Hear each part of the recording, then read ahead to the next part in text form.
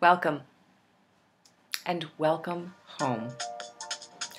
It's Deborah LeeAnn, and time for our weekly wisdom. I just want to thank you for being here and listening to my video blog, and I hope that each time you do listen, you gather one new piece of wisdom and play with it and see if it serves you, if it supports you on your journey.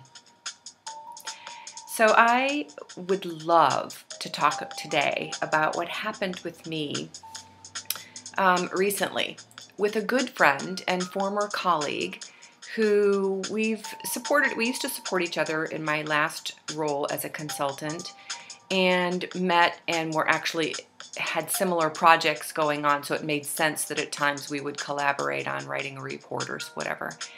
And we have a high regard for each other. We both have similar views around leadership, and we're both very drawn to the nonprofit community and working with young people. And recently, during one of our coffees, I enjoyed the time together, and I felt this pull on wanting more from me than I was willing to provide.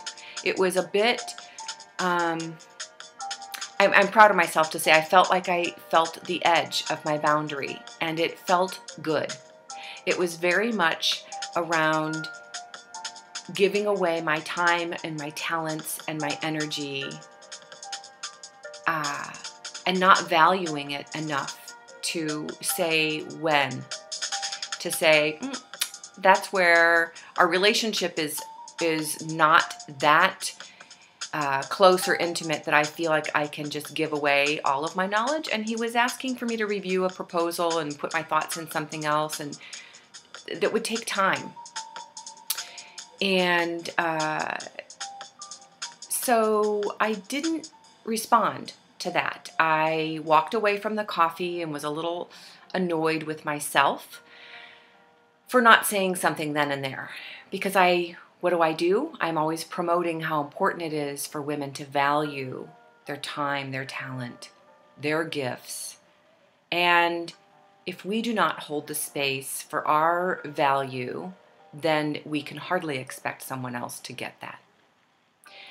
So interestingly enough, last Friday I got a phone call from the same person, and he asked me to supply something that he thought it would be easy for me to put my hands on. Now granted, it's been close to 3 years since I was in that role, so I would have been doing a little bit of digging and searching on my hard drive to find that document.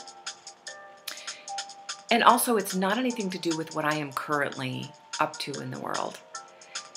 And again, I felt that, like, I'm not going to respond, and how do I respond? And I thought, I'll take the weekend.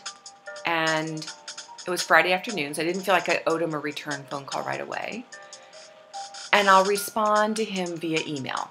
I just want to calm down and get to a place where I can explain that as much as I enjoy our coffee conversations, that if there's additional support or input, or if he values my input that much, that I would, encourage him to go ahead and pay for an hour of my time to provide some of that wisdom of mine, right?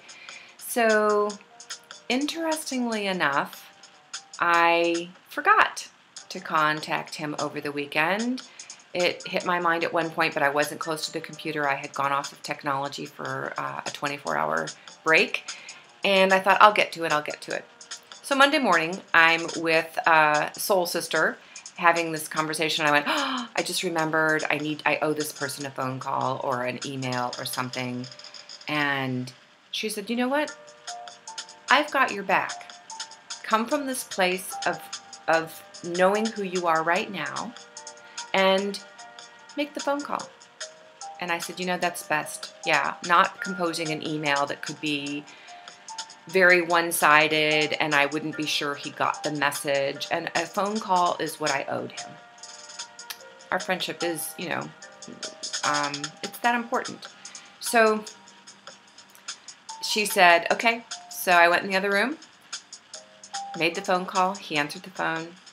And I said, I am not, I'm very uncomfortable. And this is funny because I teach women how to be in their bodies and how to handle this discomfort and come from a place of presence.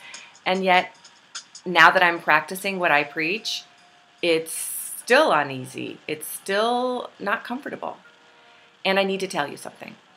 Your phone call the other day brought these kind of issues up for me, and I just want you to know that I'm more than happy to provide a resource. If you want to make a phone call, I can tell you where to get that information, or if you want more of my time beyond our coffee conversations, I would appreciate it if you would pay me for that.